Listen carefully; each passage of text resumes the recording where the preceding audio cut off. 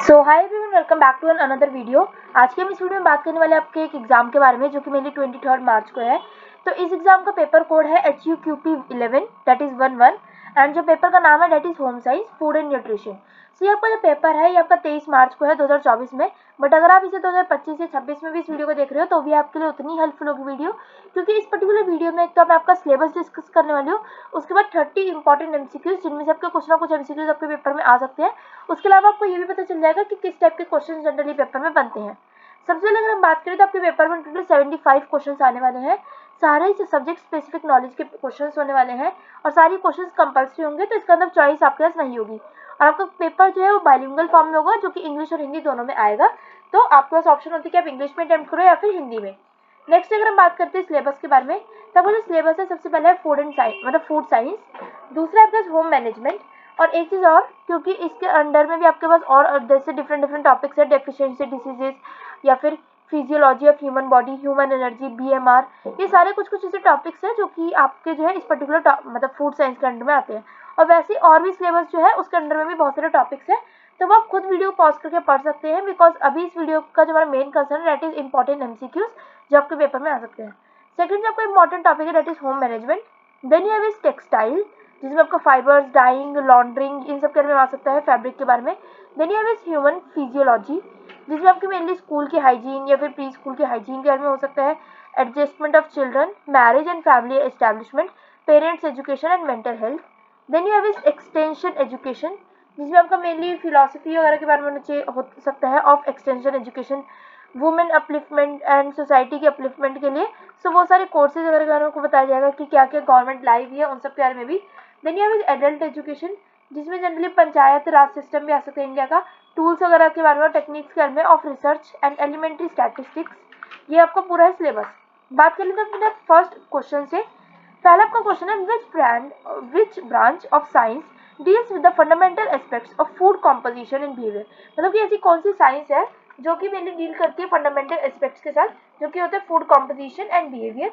And इसका correct answer आपका क्या होगा, that is food chemistry.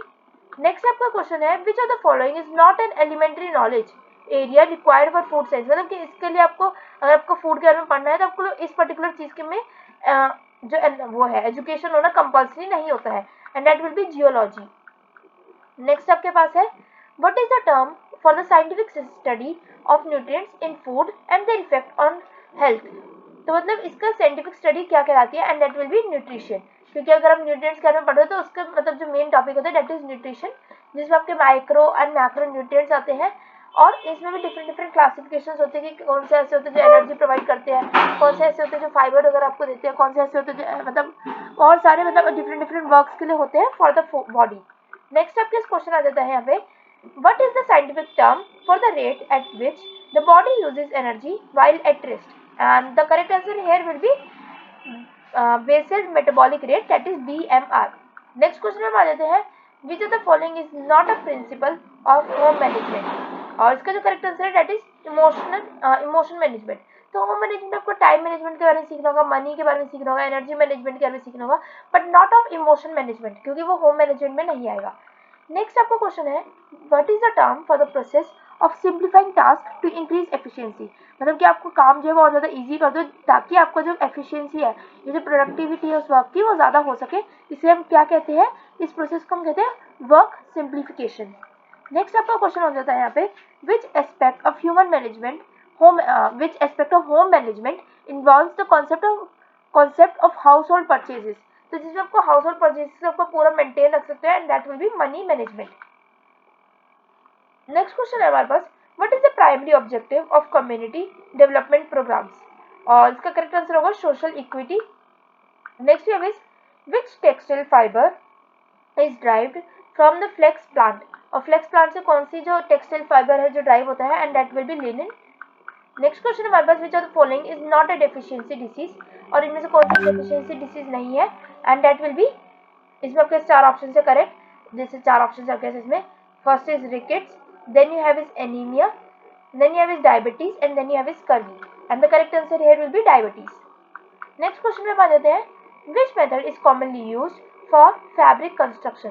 Fabric construction के लिए कौन सा फैब्रिक मतलब कौन सा मेथड यूज होता है, and that will be weaving, next question में बात करते हैं, 12th क्वेश्चन है, what is the primary role of audio visual aids in the teaching process. तो ऑडियो विजुअल एड्स मतलब जो हम टीचिंग प्रोसेस में हम किस चीज़ का यूज़ करते हैं ताकि हम एनहेंस कर सकें कम्युनिकेशन को।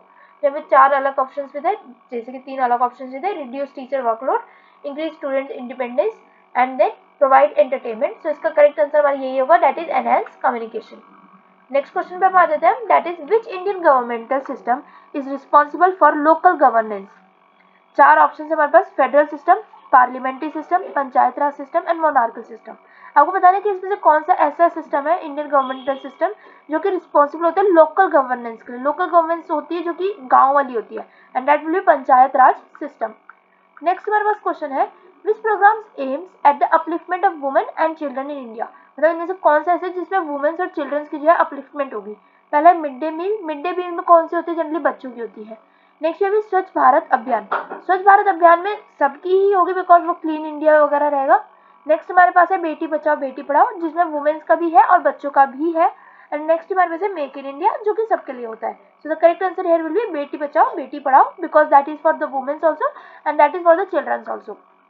नेक्स्ट वाला क्वेश्चन हो जाता है यहाँ पे, what is the purpose of adult education in India. तो एडल्ट एजुकेशन की इंडिया में क्या जरूरत है, क्या पर्पस है। 4 ऑप्शन है, प्रमोट एडवांस डिग्रीज, मतलब डिग्रीज प्रोवाइड करना सिर्फ, तो ये तो नहीं होना चाहिए। Next is enhance professional skills, then we have is increase literacy and then we have is improve cultural awareness and then the correct answer is increase literacy, ताकि लोगों को उन चीज़ों के बारे में समझ हो, उन चीज़ों के बारे में बात कर सके लोग खुलकर। नेक्स्ट हमारे पास क्वेश्चन है, what is the main focus of extension education. So extension education का जो है मेन फोकस क्या रहता है, and the correct answer here will B community outreach. उसके बाद हम नेक्स्ट क्वेश्चन में बात करते हैं हम, which textile fibre is primarily produced by silk worms. तो सिल्क वॉर्म्स की तरफ से जो कौन सा टेक्सटाइल फाइबर जो प्रोड्यूस किया जाता है, जो करेक्ट आंसर यही होगा, दैट इज सिल्क, क्योंकि वो सिल्क वॉर्म्स है तो इसलिए। नेक्स्ट हमारे पास क्वेश्चन आ गया, विच house hold equipment category deals with consumer protection. तो कंज्यूमर प्रोटेक्शन में कौन सा house hold equipment category work करता है। पहला क्लीनिंग सप्लाईज, दूसरा किचन अप्लायंसेस, तीसरा सेफ्टी इक्विपमेंट और चौथा है home electronics, and the correct answer here will B safety equipments. Next question में बात करते हैं, that is what is the primary focus of measuring and evaluating educational institutions and systems, and इसका correct answer होगा accountability. Next question है, विच programme is aimed at rural development in India. Rural development किस मतलब कौन सा programme है जो M करता है रूरल डेवलपमेंट के। 4 ऑप्शन है, digital India, make in India, Swachh Bharat Abhiyan या national rural employment guarantee scheme. So इसका आपको करेक्ट आंसर अपने भी मिल जाता है, that is national rural employment guarantee scheme. Next हमारे पास क्वेश्चन आ गया अब, what is the primary purpose of dyeing fabrics. The major मतलब जो मेन फंक्शन है, मतलब क्यों हम करते हैं डाई एक कपड़े को। 4 ऑप्शन है, इंक्रीज ड्यूरेबिलिटी, एनहेंस एस्थेटिक्स, तो ये थोड़ा सा हो भी सकता है बट नहीं होना चाहिए।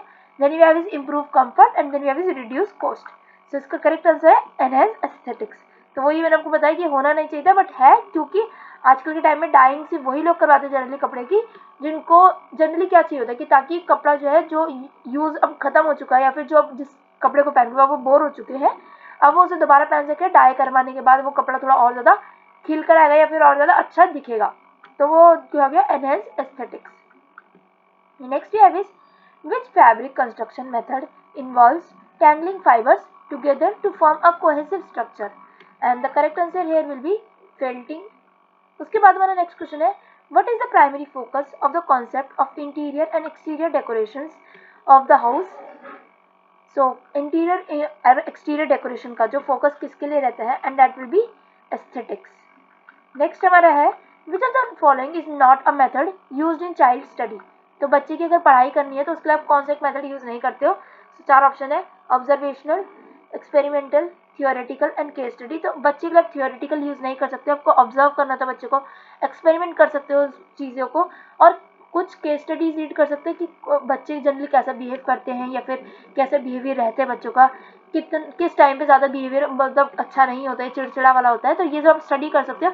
बट थियोरेटिकल मतलब बच्चे को तुम रटना सिखाओ वो नहीं कर सकते हो। तो नेक्स्ट क्वेश्चन हमारे पास, what is the primary objective of the concept of community development programmes, and 4 option है आपके पास, economic growth, social equity, then you have is environmental sustainability and then we have is cultural preservation, and the correct answer here will be social equity।